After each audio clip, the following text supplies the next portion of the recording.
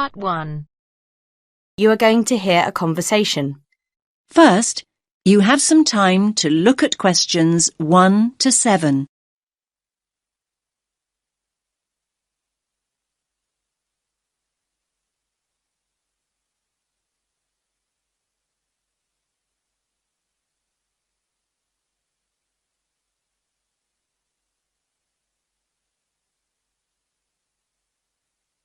Listen carefully to the first part of the conversation and answer questions 1 to 7.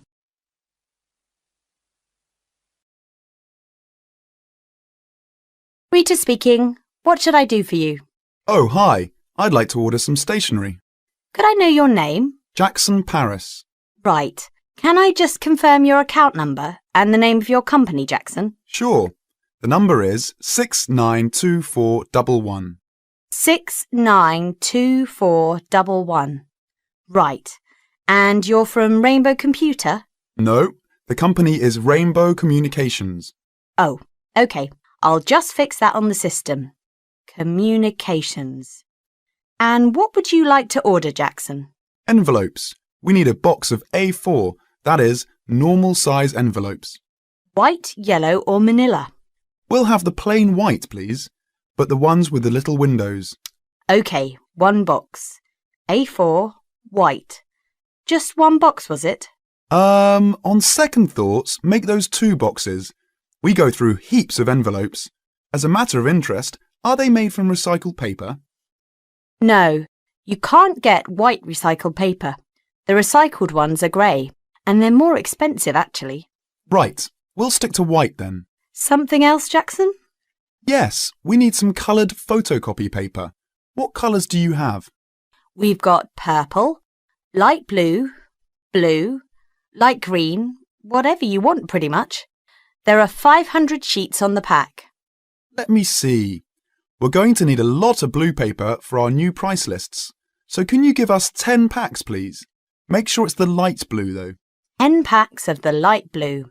Anything else that we can help you with? Let me think. What else do we need? I'm sure there was something else. Pens, paper clips, fax paper, computer supplies, office furniture. Oh, yes. We need floppy disks. Do you have those nice coloured ones?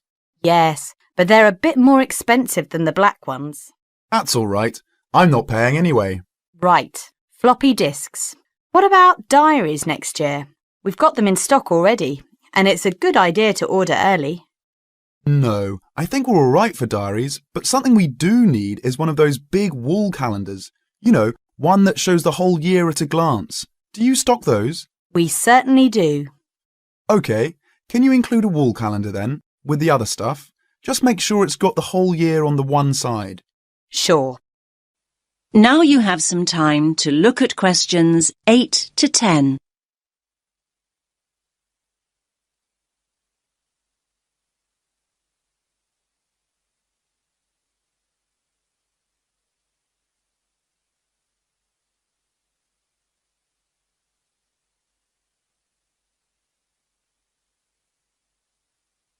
Now listen to the next part of the conversation and answer questions 8 to 10. And do you have a copy of our new catalogue? No, I don't. But would you send one? Yes, I'll pop one in with the order. You'll find it a lot easier to remember what you need if you have our catalogue in front of you next time. Yes, good idea. And when can you deliver this? Should be with you tomorrow morning. Can you make sure that it's not after 11:30 a.m? Because we have to go out at 12. There's only myself here on Fridays. Fine. I'll make a note in the delivery docket that they should deliver before 11:30. Thanks very much. Thanks.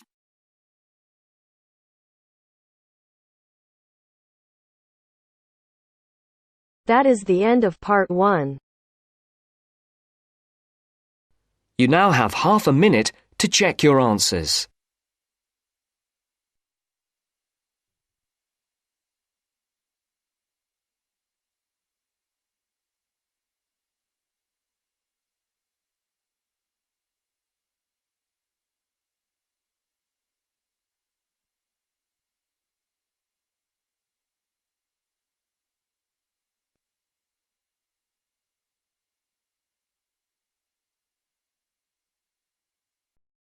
Now turns to part 2. Part 2. You'll hear a man talking about living and working on Trinidad. First, you have some time to look at questions 11 to 15.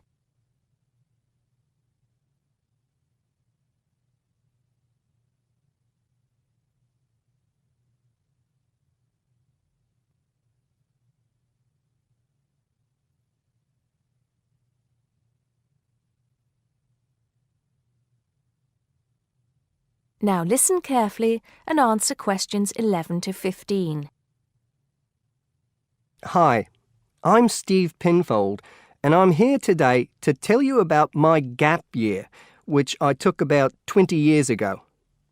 Unlike many students these days who go travelling or get some work experience between school and university, I decided to do something completely different after finishing my degree. I applied to work for a charity organisation. What it does is it sends people with particular skills to countries where those skills are needed. Apart from having some experience teaching English to summer school students, I didn't have any particularly useful skills, I thought, but luckily I was still accepted. I had to find the money for the flight, but you get free accommodation. I stayed with a family of 5. And you do get paid, but not much. It's a bit like pocket money, enough to get by. I worked in an orphanage and taught English at a local school. Where was I? Well, originally I was going to be sent to a village in India, but at the last minute the organisation decided to send me to Trinidad. Now, this is a fascinating place. It's an island in the Caribbean. Well, in fact, the country is actually 2 islands. The smaller one is called Tobago, which is connected somehow to the word tobacco. Anyway, there I was, a young white guy living and working on an island which is mostly a mixture of descendants from Africa and India. The Africans were originally brought over as slaves, and the Indians came later as indentured workers. That means they agreed to come for a specific time, but many of them stayed. There are also some Trinidadians of Chinese and British origin, though the native inhabitants were basically wiped out by colonialization. I myself felt completely accepted and had the time of my life. The language everyone speaks is English, so there was no problem for me there, but some concepts don't quite translate. They're pure Trinidadian. There's the term liming, for example, which means sitting around watching the world go by. Also, there's the famous carnival, when the whole island is taken up in playing mass. For a whole month, around February or March, it depends when Easter is, everyone's busy preparing costumes, practicing calypsos, soca and steel pan music, and most importantly, partying. Before you hear the rest of the talk, you have some time to look at questions 16 to 20.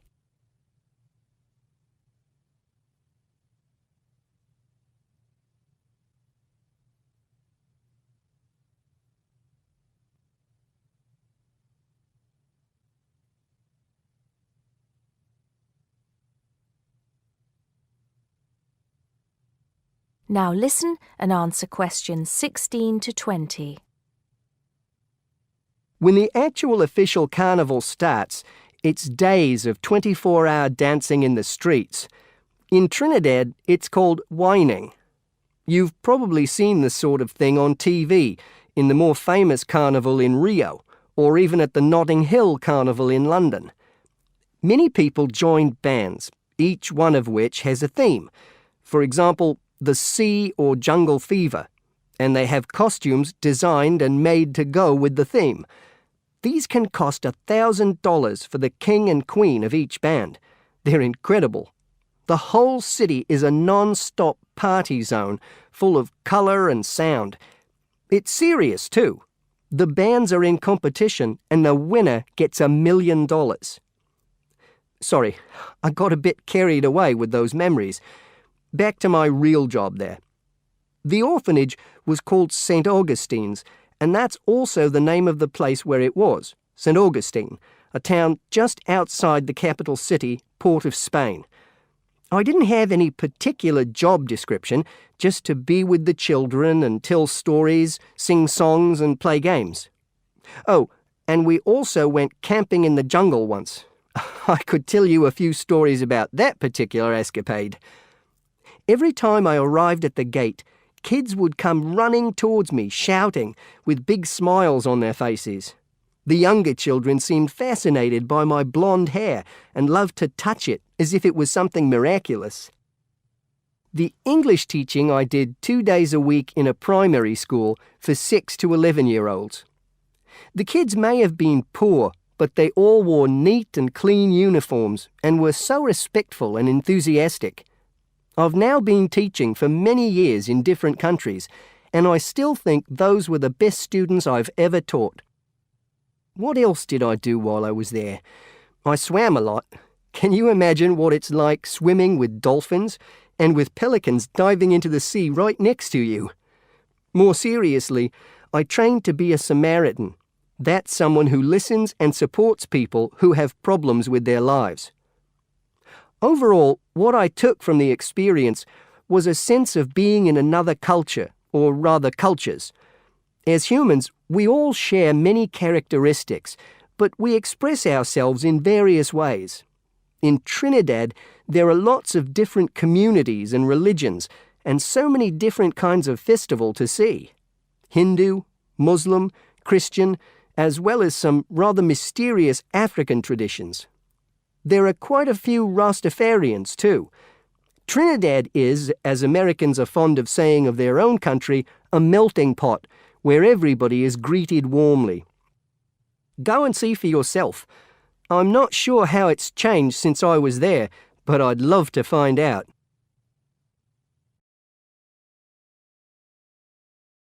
That is the end of part 2.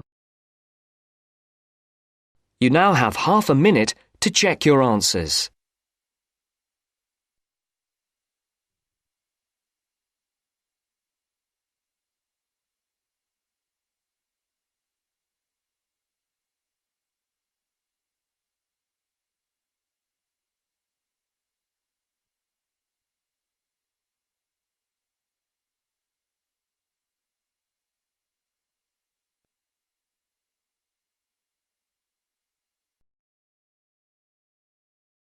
Now turns to part 3. Part 3. First, you have some time to look at questions 21 to 26.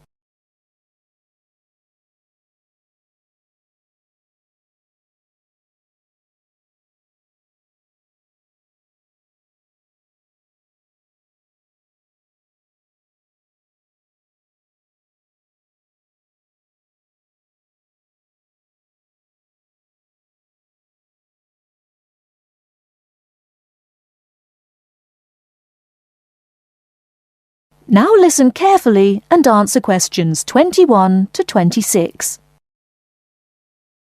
Hello, my name is Emiliano. I am a student here and I'd like to rent a house for 6 months. OK, well, you've come to the right place. We specialise in short-term rental. First of all, I would like to get a few details from you. Can you give me your full name, please? Yes, it is Emiliano Nespla. And can you tell me your present address, please? Yes, it's 17 Middleway, Penrose. I'm living with a homestay family at the moment. That's great. Now, do you have any identification with you? Oh, and we will need a reference from someone who knows you here. Maybe your homestay family. Yes, okay. Here's my passport and a card from my language school. My referees can be Mrs. Alice Thompson. She's my homestay mother and she wouldn't mind, I'm sure. You can contact her at the same address as me, of course. OK. If we need to contact you, should we leave a message with your homestay? No, you can speak to me directly.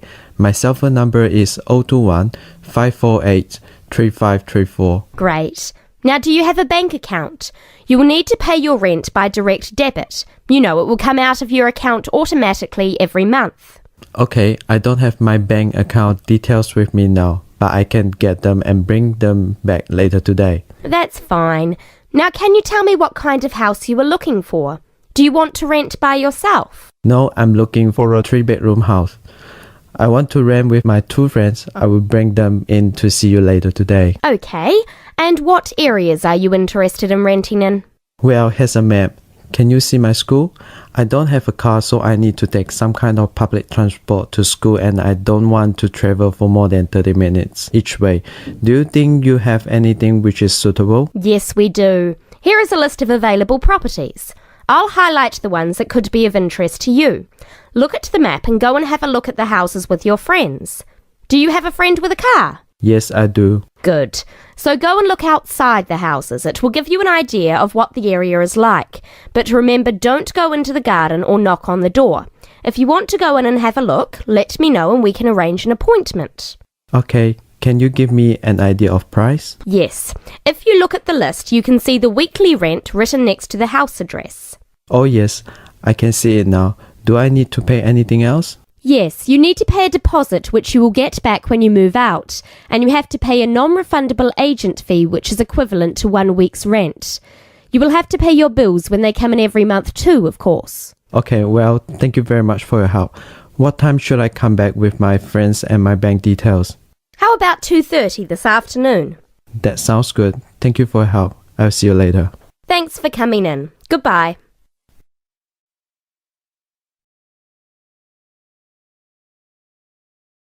Before you hear the rest of the talk, you have some time to look at questions 27 to 30.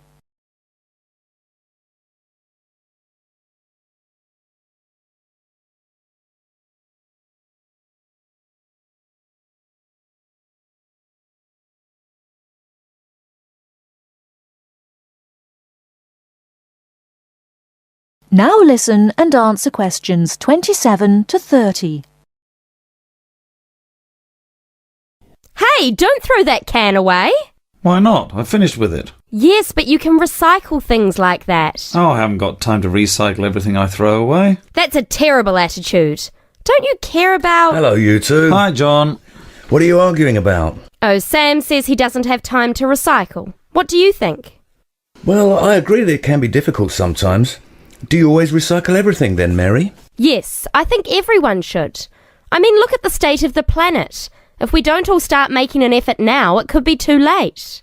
Well, one of the reasons I don't recycle as often as I should is that I don't really know where to go. There are no recycling facilities near me. Well, I know I said I haven't got time, but actually there is a bottle bank near the supermarket just up the road. So I suppose there are limited local facilities. So you can do your recycling outside the supermarket? Yes, but like I said, only limited. It's only a bottle bank. Well, I don't have a car, so it's very difficult for me, but I still do it. Sometimes a friend comes over and we take our recycling together, but not very often. So if your facilities are limited, then mine are very limited. Well, I suppose if you go to all that trouble, I might make more of an effort. Good. If it was up to me, I'd encourage more people to recycle. How? Well, how about some kind of incentive? A reward for anyone who makes an effort to recycle? That's a good idea. But if you think everyone should recycle, then why not penalise those who don't recycle instead of giving something to people that do? If there was a fine for anyone caught throwing recyclable materials in the rubbish, people would take more notice. Well, now you're going too far. Do you really want anyone going through your rubbish just to check if you're following the rules? No, I don't think fines are a good idea. Well, I think we should be doing something. Anyway, I have to go. I've got my social science class next. See you later. Yeah, see you later. Bye.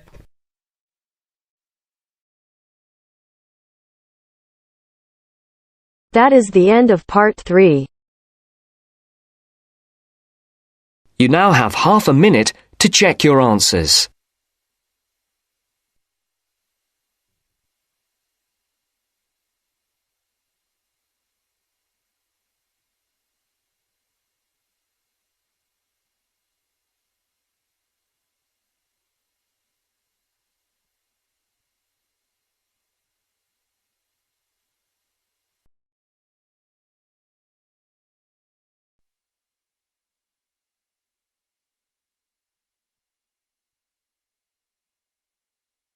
Now turns to part 4.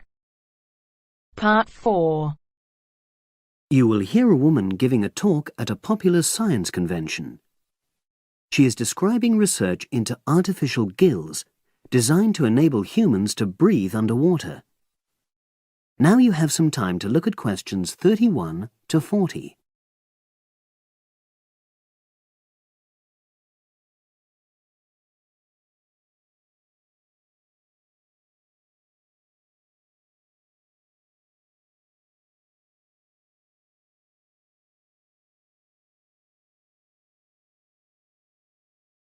Now listen and answer questions 31 to 40. In my talk today, I'll be exploring the idea of artificial gills. I'll start by introducing the concept, giving some background and so forth, and then I'll go on to explain the technological applications, including a short, very simple experiment I conducted. Starting with the background. As everyone knows, all living creatures need oxygen to live. Mammals take in oxygen from the atmosphere by using their lungs, and fishes take oxygen from water by means of their gills, which of course in most fishes are located either side of their head. But human beings have always dreamt of being able to swim underwater like the fishes, breathing without the help of oxygen tanks. I don't know whether any of you have done any scuba diving, but it's a real pain having to use all that equipment. You need special training, and it's generally agreed that tanks are too heavy and big to enable most people to move and work comfortably underwater. So scientists are trying a different tack. Rather than humans carrying an oxygen supply as they go underwater, wouldn't it be possible to extract oxygen in situ? That is, directly from the water while swimming. In the 1960s, the famous underwater explorer Jacques Cousteau, for example, predicted that one day surgery could be used to equip humans with gills. He believed our lungs could be bypassed and we would learn to live underwater just as naturally as we live on land. But of course, most of us would prefer not to go to such extremes. I've been looking at some fairly simple technologies developed to extract oxygen from water, ways to produce a simple, practical artificial gill, enabling humans to live and breathe in water without harm. Now, how scientists and inventors went about this was to look at the way different animals handled this. Fairly obviously, they looked at the way fishes breathe, but also how they move down and float up to the surface using inflatable sacs called swim bladders. Scientists also looked at animals without gills, which use bubbles of air underwater, notably beetles. These insects contrive to stay underwater for long periods by breathing from this bubble which they hold under their wing cases.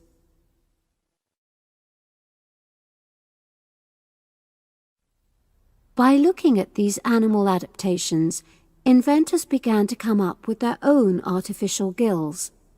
Now, making a crude gill is actually rather easy, more straightforward. You take a watertight box, which is made of a material which is permeable to gas, that is, it allows it to pass through inwards and outwards. You then fill this with air, fix it to the diver's face, and go down underwater. But a crucial factor is that the diver has to keep the water moving so that water high in oxygen is always in contact with the gill, so he can't really stay still. And to maximize this contact, it's necessary for your gill to have a big surface area. Different gill designers have addressed this problem in different ways, but many choose to use a network or lattice arrangement of tiny tubes as part of their artificial gills. Then the diver is able to breathe in and out. Oxygen from the water passes through the outer walls of the gill, and carbon dioxide is expelled. In a nutshell, that's how the artificial gill works. So, having read about these simple gill mechanisms, I decided to create my own. I followed the procedure I've just described, and it worked pretty well when I tried it out in the swimming pool. I lasted underwater for nearly 40 minutes. However, I've read about other people breathing through their gill for several hours. So the basic idea works well, but the real limitation is that these simple gills don't work as the diver descends to any great depth because the pressure builds and a whole different set of problems are caused by that. Research is being done into how these problems might be overcome, but that's another story, which has to be a subject of another talk. Despite this serious limitation, many people have high hopes for the artificial gill, and they think it might have applications beyond simply enabling an individual to stay underwater for a length of time. For example, the same technology might be used to provide oxygen for submarines, enabling them to stay submerged for months on end without resorting to potentially dangerous technologies such as nuclear power. Another idea is to use oxygen derived from the water as energy for fuel cells. These could power machinery underwater, such as robotic devices. So, in my view, this is an area of technology with great potential. Now, if anyone has any questions, I'd be happy to answer. Yes, lady at the...